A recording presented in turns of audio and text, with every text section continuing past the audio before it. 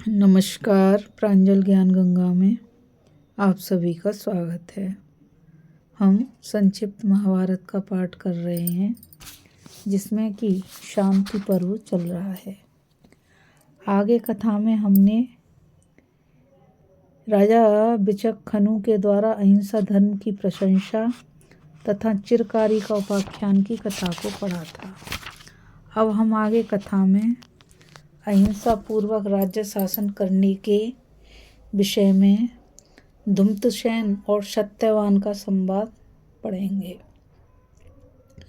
युधिष्ठिर ने पूछा, पितामह, राजा किसी की हिंसा किए बिना प्रजा की रक्षा कैसे कर सकता है?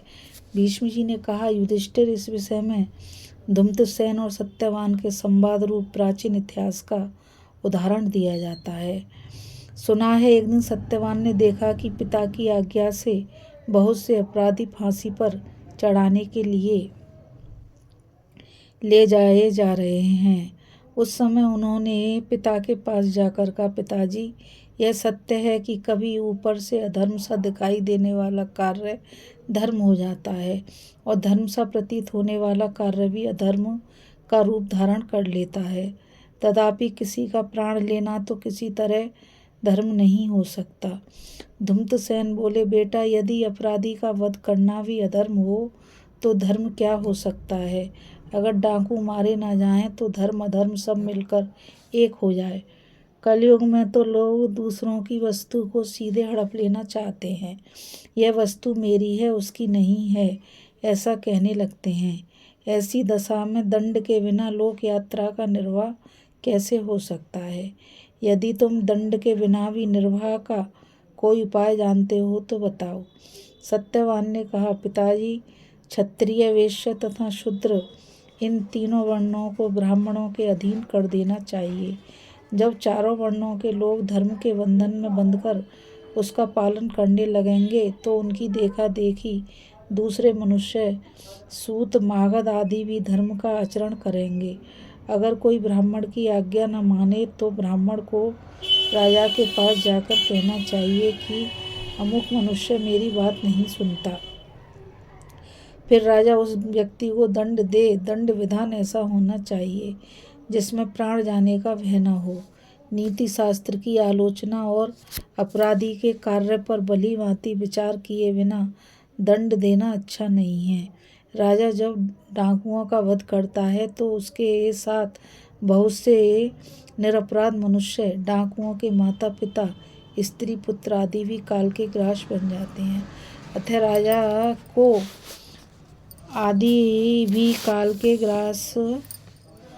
राजा को बहुत सोच विचार कर दंड का निश्चय करना चाहिए।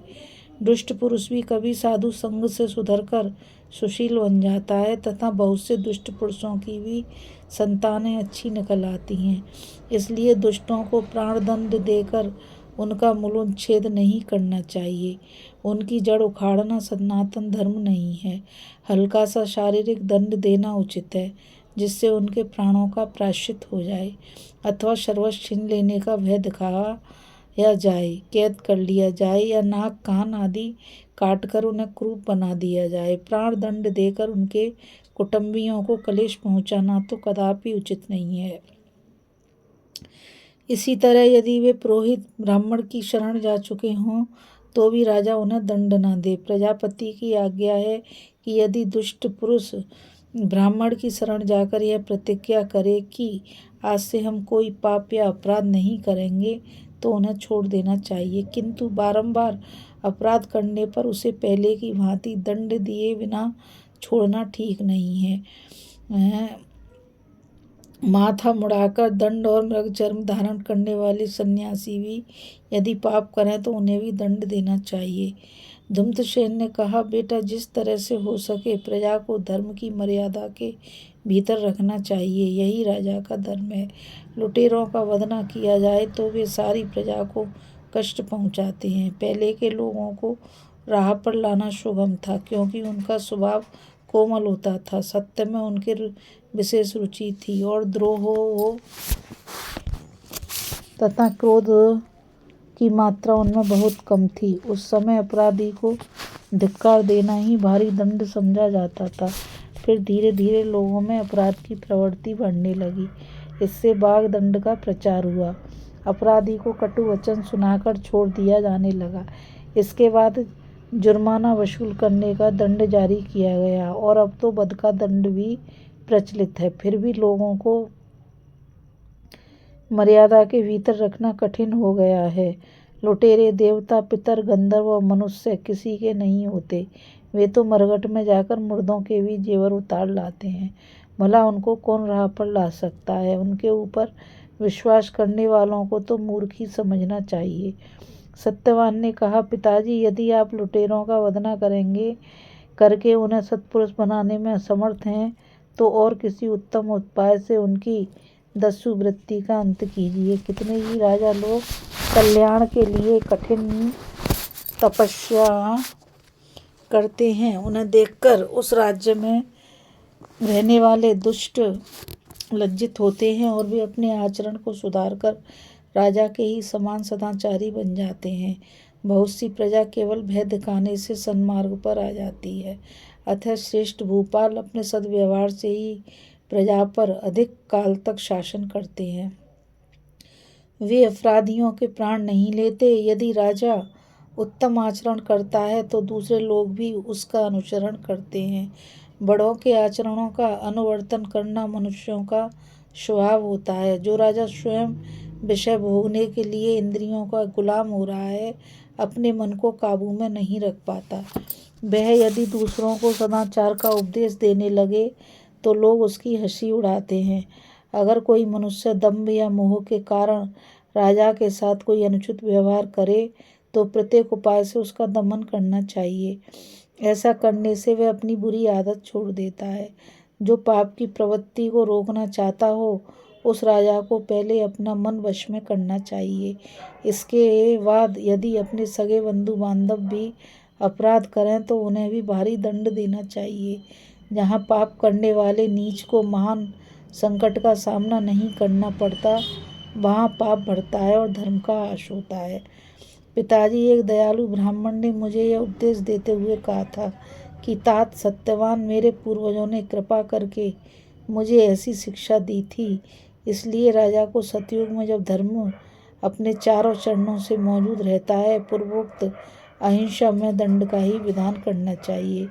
त्रेता युग आने पर धर्म का प्रचार कर चौथाई कम हो जाता है। उस समय की स्थिति के अनुसार बागदंड के द्वारा प्रजा का शासन करना उचित है। द्वापुर में धर्म के 2 ही पैर रह जाते हैं। उस समय के लिए अर्थदंड उपयुक्त है, किंतु कलयुग में तो धर्म का चतुर्थ भाग ही शेष रह जाता है। अतः उस समय मनुष्यों की आयु, शक्ति और काल का विचार करके ही दंड का विधान करना उचित है। स्वयंभू मनु ने प्राणियों पर अनुग्रह करके बताया है कि मनुष्य को अहिंसा में धर्म का ही पालन करना चाहिए, जिससे वह सत्य स्वरूप परमात्मा की प्राप्ति कराने वाले धर्म के महान फल से वंचित न रह सके। इस कथा में बस इतना ही। अभी हम कथा में अहिंसा पूर्वक राज्य शासन करने के विषय में धूम्रसेन और सत्यवान का संवाद पढ़ रहे थे। अब आगे हम कपिल का शिव रश्मि से निवृत्ति प्रधान धर्म की श्रेष्ठता का प्रतिपादन की कथा को पढ़ेंगे। युधिष्ठिर ने पूछा, पितामह, एक ही उद्देश्य से लेकर चलने वाले गृहस्थ धर्म और योग धर्म में कौन श्रेष्ठ है? इस कथा में बस इतना ही। मुझ गीता रावत को आज्ञा दीजिए। कल फिर मिलेंगे एक नई कथा के साथ।